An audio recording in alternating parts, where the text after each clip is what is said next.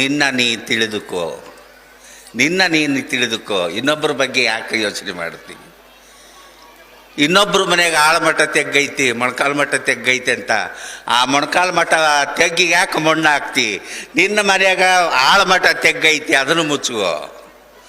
ನಿನ್ನ ನೀ ತಿಳಿದುಕೊಳ್ಳಲೆ ಮಂಗ್ಯ ನನ್ನ ಮಗನ ಅಂತಂತಾರಲ್ಲ, ಹಂಗ ನಿನ್ನ ನೀ ತಿಳಿದುಕೋ. ಪ್ರವಚನಕ್ಕೆ, ಆ ಒಂದು ಪ್ರವಚನದ ವೇದಿಕೆಗೆ, ಈ ಕಾಸ್ಕತೇಶ್ವರ ಕಾರ್ಯಕ್ರಮದ ವೇದಿಕೆಗೆ, 5 ದಿನದ ಕಾರ್ಯಕ್ರಮಕ್ಕೆ ಸಾಕ್ಷೀಭೂತರಾದಂಥ ಎಲ್ಲ ಶರಣೆಯರಿಗೆ ಈ ಮಂಜಮ್ಮ ಜೋಗತಿಯ ಅನಂತ ಅನಂತ ಕೋಟಿ ಕೋಟಿ ಪ್ರಣಾಮಗಳು. ನಾನು ಎಲ್ಲೆಲ್ಲೋ ಹೋಗ್ತಿರ್ತೀನಿ, ಏನೇನೋ ಪ್ರವಚನ ಕೇಳ್ತಿರ್ತೀನಿ. ಒಂದೊಂದು ಹಬ್ಬದಾಗ ಒಂದೊಂದು ದೇವ್ರ ಪ್ರವಚನ ಇರ್ತವು. ಇಲ್ಲಿ ನಿನ್ನ ನೀ ತಿಳಿದುಕೋ. ಎಂಥ ಅದ್ಭುತದ ಮಾತು ಇದು, ಎಂಥ ಅದ್ಭುತದ ಮಾತು. ಎಷ್ಟು ಲಕ್ಷ ಕೊಟ್ಟರೆ ಮನೆ ಬಿಟ್ಟು ಬಂದೇನಂದರ್ರಿ ಹೆಣ್ಮಕ್ಳು. ಸಾಧ್ಯ ಇಲ್ಲ. ಟಿ ವಿ ಮುಂದೆ ಕುತ್ಕೊಂಡ್ಬಿಡ್ತಾರ. ಒಂದು ಕಪ್ ಚಹಾ ಮಾಡ್ಕೊಂಬರ್ರಿ, ಸುಮ್ಮನಿರ್ರಿ, ಅಡ್ವರ್ಟೈಸ್ ಬರಲಿ, ಅವಾಗ ಮಾಡ್ಕೊಂಬರ್ತೀನಿ ಅಂತಾರೆ. ಹೊಟ್ಟೆ ಸಿತೈತೆ, ಅಡ್ಗೆ ಮಾಡ, ತಡ್ರಿ ಇದೊಂದು ಧಾರಾವಾಹಿ ಮುಗಿಲು ಮಾಡ್ತೀನಿ ಅಂತಾರ. ಮಕ್ಕಳು ಒಳಗೆ ಕುತ್ಕೊಂಡು ಮೆಸೇಜ್ ಹಾಕ್ತಾರ, ಮಮ್ಮಿ ನಂಗೆ ಸ್ನ್ಯಾಕ್ ಬೇಕು ಅಂತಂದು. ತಡಿಯಲ್ಲೇ ನಾನು ಟಿ ವಿ ನೋಡಕತ್ತೀನಿ ಅಂತಾರೆ. ಅದನ್ನೆಲ್ಲದನ್ನು ಒದ್ದು ಇಲ್ಲಿಗೆ ಬಂದಿರಲ್ಲ. ಇದು ನಿಮ್ಮ ದೊಡ್ಡತನದ, ಇದು ನೀವು ಮಾಡ್ತಕ್ಕಂಥ ಒಳ್ಳೆ ಕೆಲಸ. ಏನು ಟಿ ವಿ ನೋಡ್ತೀರವ? ಟಿ ವಿ, ಅಯ್ಯೋ ಮನೆ ಮುರಿಯೋ ಟಿ ವಿ ರೀ, ಮನೆ ಮುರ್ಕೊಳ್ಳೋ ಟಿ ವಿ ಅದು. ಹೆಣ್ಣಿನೇ ಶತ್ರು ಅದರಲ್ಲಿ. ಹೆಣ್ಣಿಗೆ ಶತ್ರು. ನೀವು ತುಂಬ ಜನ ವಯಸ್ಸಾದ ಹೆಣ್ಮಕ್ಳದಿರಿ. ನೀವು ಯಾವತ್ತನ ದ್ರೌಪದಿಯರು ಬಿಟ್ಕೊಂಡು, ನಂಗೆ ಕೂದಲ ಬಿಟ್ಕೊಂಡು, ರೇಷ್ಮೆ ಸೀರೆ ಹಾಕ್ಕೊಂಡು, ತುಟಿಗೆ ಬಣ್ಣ ಹಚ್ಕೊಂಡು, ಮುಖಕ್ಕೆ ಸುಣ್ಣ ಬಣ್ಣ ಹಚ್ಕೊಂಡು ಎಂದಾರ ಚಹಾ ಮಾಡಿರೇನು, ಎಂದಾರ ಅಡುಗೆ ಮಾಡಿರೇನು, ಅದ್ರಾಗ ಮಾಡೋದು ತೋರಿಸ್ತಾರೆ. ನೀವು ಹಂಗೆ ಮಾಡಿರಿ. ನೀವು ಹಂಗೆ ಮಾಡ್ಬೇಕಂದ್ರೆ ನಿಮ್ಮ ಗಂಡ ಕಾಟ ಕೊಡ್ಬೇಕು. ಲಿಪ್ಟಿಕ್ ತಾಂಬ, ಫೇರ್ ಆ್ಯಂಡ್ ಲವ್ಲಿ ತಾಂಬ, ಗಾಲ ಪೌಡ್ರ್ ತಾಂಬ, ಐಬ್ರೋ ಪೆನ್ಸಿಲ್ ತಾಂಬ, ಕಾಜಲ್ ತಾಂಬ, ರೇಷ್ಮೆ ಸೀರೆ ತಾಂಬ, ಕೂದಲಿಲ್ಲ ಅಂದ್ರೆ ದೊಡ್ಡದೊಂದು ವಿಗ್ ಮಾಡಿಸು.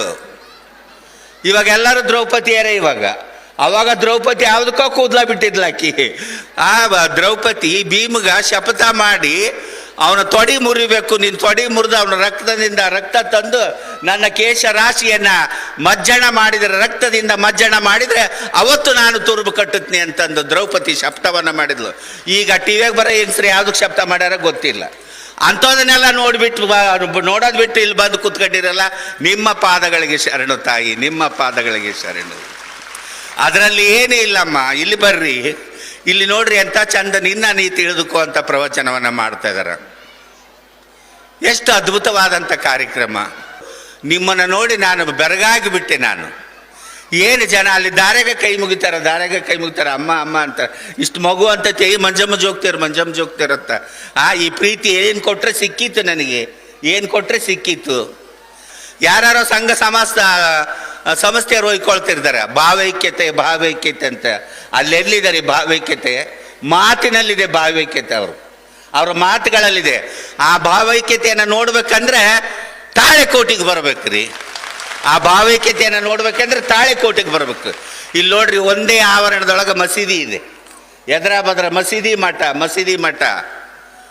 ನಿಜವಾಗ ಅವ್ರಿಗೆ ಶರಣ ಅನ್ನಬೇಕು. ಇಲ್ಲಿ ಯಾವ ಲಿಂಗ ಭೇದವಿಲ್ಲ, ಜಾತಿ ಭೇದವಿಲ್ಲ, ಯಾವ ಪಕ್ಷದ ಭೇದ ಇಲ್ಲ. ಎಲ್ಲ ಸಮಾನತೆಯನ್ನು ಕಾಪಾಡಿಕೊಂಡಿದ್ದಾರೆ. ಎಲ್ಲದನ್ನು ಸಮಾನತೆಯನ್ನು ಕಾಪಾಡಿಕೊಂಡು ಒಂದು ಕಡಿಮೆ ಆಗಿದೆ ಅಂತ ನನ್ನ ಒಬ್ಬಳನ್ನ ಕರೆದಿದ್ದಾರೆ ಇಲ್ಲಿ.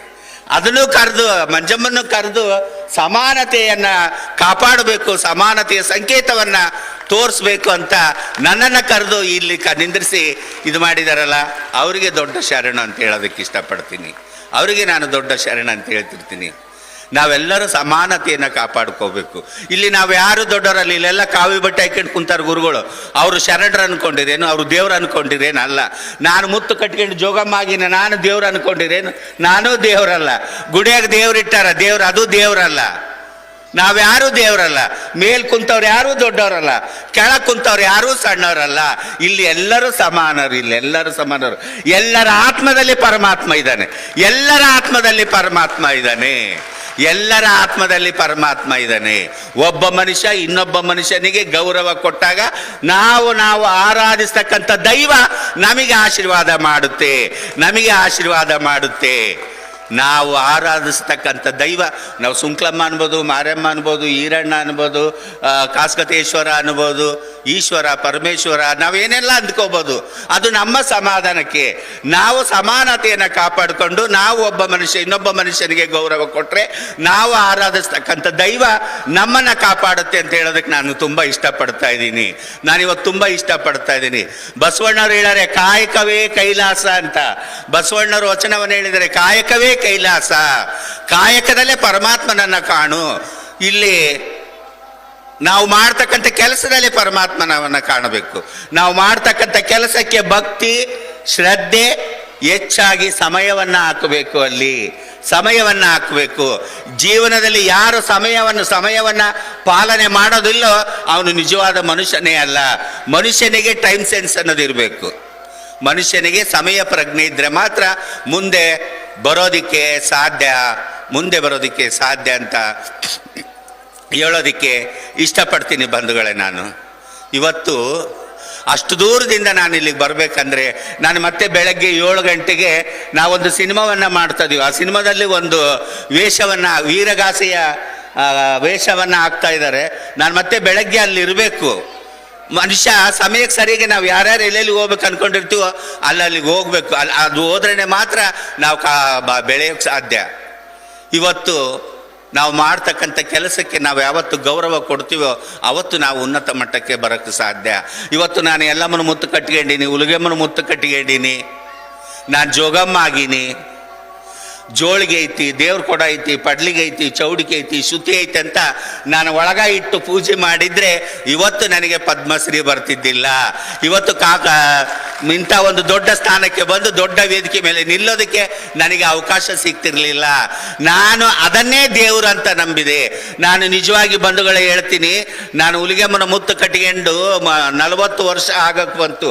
27 ವರ್ಷ ಆಯಿತು ಹುಲಿಗೆಮ್ಮನ ಜಾತ್ರೆಗೆ ಹೋಗಿಲ್ಲ. ನಾನು ಹುಲಿಗೆಮ್ಮನ ಜಾತ್ರೆಗೆ ಹೋಗಿಲ್ಲ. ನನಗೆ ಬೇಕಾದಾಗ ಬೆಳಗ್ಗೆ ಎದ್ದು ಸ್ನಾನ ಮಾಡಿ ಹೋಗ್ತೀನಿ, ದರ್ಶನ ಮಾಡ್ಕೊಳ್ತೀನಿ, ಬರ್ತೀನಿ. ನಾನು ಯಾವ ಜಾತ್ರೆ ಗುಡಿ ಗುಂಡಾರುಗಳಿಗೆ ಎಲ್ಲಿ ಹೋಗೋದಿಲ್ಲ. ನಾನು ಅದನ್ನೇ ನಂಬಿದ್ದೆ. ನನ್ನ ವೃತ್ತಿಯನ್ನೇ ನಂಬಿದ್ದೆ. ಇದು ನನ್ನ ದೇವರು, ಇದು ನನಗೊಂದು ತುತ್ತು ಅನ್ನ ಕೊಡುತ್ತೆ.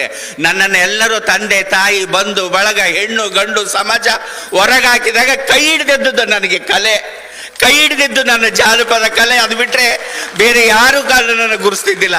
ಆ ಕಲೆಯನ್ನು ನಾನು ಕಲ್ತಿದ್ದಕ್ಕೆ, ಜಾನಪದ ಕಲೆಯನ್ನು ನಾನು ಕಲ್ತಿದ್ದಕ್ಕೆ ನನ್ನನ್ನು ನೀವು ಗುರುಸಿದ್ರೆ ವಿನಃ ನಿಮ್ಮನ್ನು ನಾನು ಗುರುತಿಸ್ಲಿಲ್ಲ. ನೀವು ನನ್ನನ್ನು ಗುರುತಿಸ್ಲಿಲ್ಲ.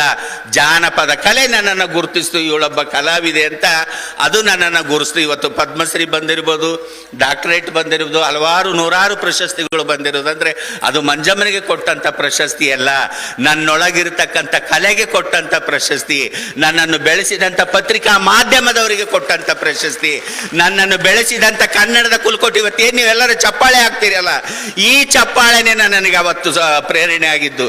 ಈ ಚಪ್ಪಾಳೆನೇ ನನಗೆ ಉತ್ಸಾಹವನ್ನು ತುಂಬಿದ್ದು. ಆ ಚಪ್ಪಾಳೆ ಹೊಡೆದು ಉನ್ನತ ಮಟ್ಟಕ್ಕೆ ಏರಿಸಿದ್ರಲ್ಲ, ಅದು ನಿಮಗೆ ಕೊಡ್ತಕ್ಕಂಥ ಪ್ರಶಸ್ತಿ, ನಿಮ್ಮ ಪಾದಗಳಿಗೆ ಅರ್ಪಿತವಾಗತಕ್ಕಂಥ ಪ್ರಶಸ್ತಿ ಪದವಿಗಳು ಎಲ್ಲ ನಿಮಗೆ ಅದು ಸಲ್ತಕ್ಕಂಥದ್ದು. ನಾನು ಯಾವತ್ತಿದ್ರು ಮಂಜಮ್ಮ ಜೋಗತಿ ಆಗಿರೋದಕ್ಕೆ ಇಷ್ಟಪಡ್ತಾ ಇದ್ದೀನಿ.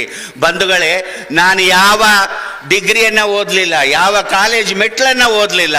ನಾನು ಓದಿದ್ದು ಬರೀ SSLC 2 ಸಬ್ಜೆಕ್ಟ್ ಹೋಗ್ಯಾವ, ಸೈನ್ಸ್ ಇಂಗ್ಲೀಷ್.